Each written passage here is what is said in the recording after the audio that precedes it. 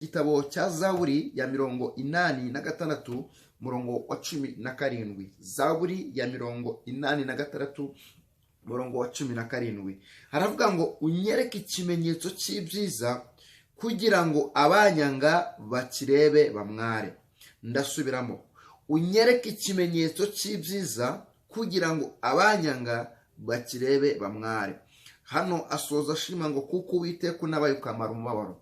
Imana ishimwe cyane, Imana ihabwa icyubahiro. Aya ni amagambo yavuzwe na Dawidi arimo arasenga, yarababaye, yararushye, yararemerewe, ariko asenga abwira Imana ngo Mana unyereke ikimenyetso cy'ibyiza. Ndifuza ko wampa ikimenyetso cy'ibyiza. Ndifuza ko nanjye wowe umunezero. Ndifuza ko nanjye nagira ibyishimo. Ndifuza ko nanjye nagira amahoro.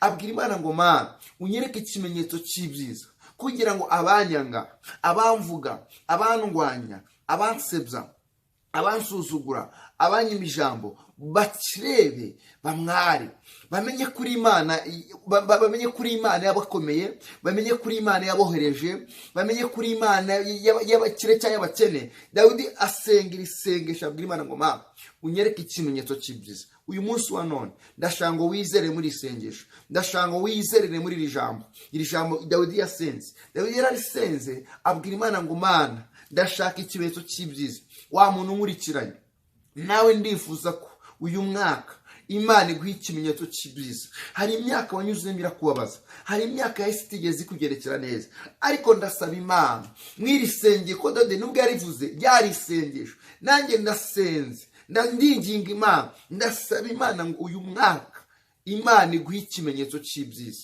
Nukuri kw'Imana, Imana iguha ikimenyetso cy'ibyiza. Niba ubyuzuye ngo ndacyakire mu izina rya Yesu. Dawidi abwira Imana ngo Mana aho bigeze girafite abanzi bamusuzugura. Se ntiyamwemeraga Yesayi, mama ntiyamwemeraga, bakuriye bashama Aminadabu ntabwo bamwemeraga, yarasuzuguwe, yisanze ari mu ishyamba aragira inama n'inka n'ihene. Ntabwo nzi ubuzima wisanzemo, ariko ngutangarize ngo mwene da humura, komera, ni ahantu Imana itakura umuntu. Umva iyibutse Dawidi nawe birakwibutse. Asenga isengesho abwira Imana ngo Mana unyereke ikimenyetso cy'ibyiza kugira ngo abanyanga. Ndashanga uyu mwaka, uku kwezi, aya mezi ko ari 12 duhagaze y'uyu mwaka, Imana iguha ikimenyetso cy'ibyiza. Apana twatumenyetse Imana igiguha tutagaragara.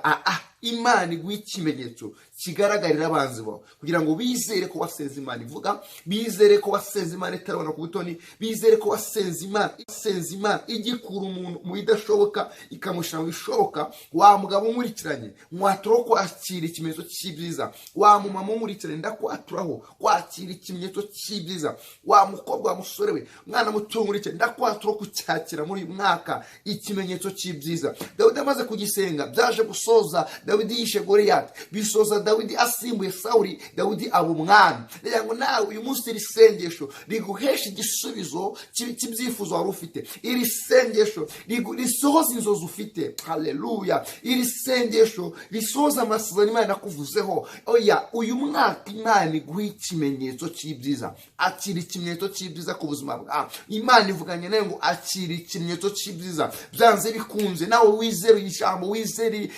isengesho. Satani yabishaka atabishaka, waruzi bahaguruka batahaguruka, abanzi bahaguruka batahaguruka, ibigwiga byagwiga bitagwika. Oya, intambara zaza imbere zikaza inyuma. Imana ivuganye nawe ngo hejuru y'ibyo byose akira ikimenyetso cy'ibyiza. Ngo ndacyakire ku buzima bwawe, ndacyakire mu rugo rwawe, ndacyakire ku mutware wawe, ndacyakire ku mufasha wawe, ndacyakire ku bana banyu, ndacyakire muri business zanyu, ndacyakire mu mushinga yanyu. Akira ikimenyetso cy'ibyiza kuri umunsi wa none mu izina ryande Yesu Kristo. Dawidi ngo Mana unyereke ikimenyetso cy'ibyiza. Nukuri igihe wasengeye kirahagije, nukuri igihe wowe wari kirahagije. Hari Imana igitanga umunezero, hari Imana igitanga ibyishimo. Uyu mwanya usohoke mu mubabaro winjire mu byishimo, uyu mwanya usohoke mu gahinda winjire mu munezero mu izina rya Yesu Kristo. Imana ikure mu buzima budafite Imana igutereke mu buzima bufite ishusho.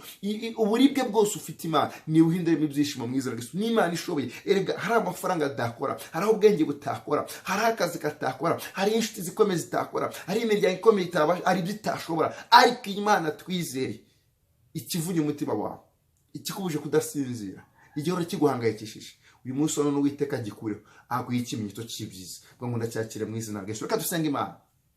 Mana y'Isaka, Mana Abrahamu, Mana Yakobo, uko watanze ikimenyetso cy'ibyiza kuri Dawidi, gitange kuri uyu mugabo gitange kuri uyu mugore, gitange Larside Gom, gitange kuri uyu mukobwa, gitange kuri uyu musore, Mana gitange kuri umukozi w'Imana umurikiranye, gitange kuri uyu mwene data, buri gihugu cyose ahagazemo niyakire ikimenyetso cy'ibyiza. Uyu mwaka kuri we ube mwaka w'ubutsinzi, ube umwaka wo kunezerwa agaciro, ube umwaka wo gutabarwa, ube umwaka wo guhindurwa izina, ube umwaka wo kuvuga ngo yabonye Imana. Mana ndamwatura kucyakira kubw'ineza mwami ikimenyetso cy'ibyiza. Urakoze mwami ko twumvishe mu izina rya Yesu Kristo wa Nazareti.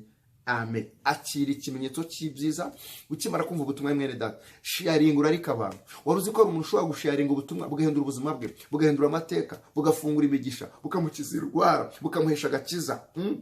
Witeka tugira neza cyane. Kandi nuze kugira udakoze subscribe cyangwa se abone kugira ngo ujye natwe ibihe byiza by'amasengesho. Nakwe na Prophet Robert bakunda mugira ibihe byiza.